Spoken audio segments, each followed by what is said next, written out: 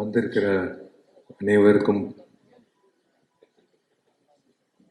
மாலை வணக்கம். முக்கியமாக press, social media, television channels, என்னோட டார்லிங் குஷ்பு, என்னோட இன்னொரு டார்லிங் விஜய் ஆண்டனி, சுந்தர் சார், எல்லோருக்கும் வணக்கம்.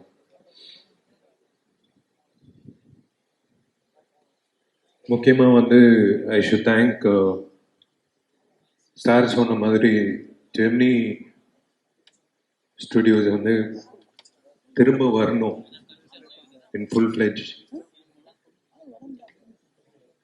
ஏன்னா we are lacking production houses, to be very frank.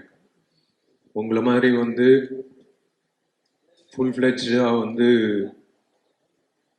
ஒரு டைரக்டருக்கு அந்த கிரியேட்டிவ் ப்ரெசன்ஸ் கொடுக்கறது something great. Hi DD. Hi sir, நீங்க பேசுங்க. அந்த சோஃபா வேற ரீசன் இல்லை, நீங்க வாருக்கு பேசுங்க. சாரி டிஸ்டர்ப் பண்ணியிருந்தா. ஒரு இன்சிடென்ட் சொல்றேன்.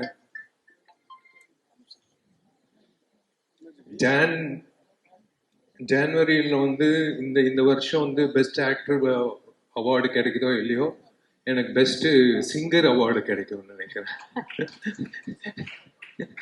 Thanks to Vijay Antony.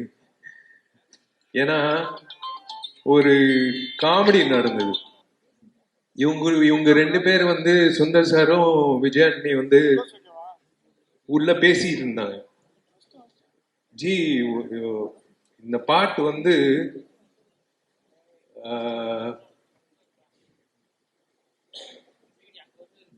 ஒரு சிங்கர் பாடணும், அந்த சிங்கர் வித்தியாசமா இருக்கணும்,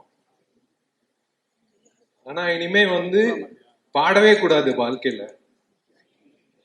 அப்படின்னு சொல்லும் போது நான் டோர் ஓபன் பண்ணி பாரு, இவருதான் பாடுறாரு அப்படின்னு சொன்னாங்க.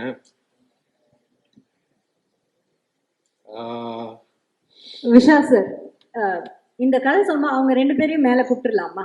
நீங்க என்ன நினைக்கிறீங்க? Why don't we sit down and have a chat about this? Please வாங்க.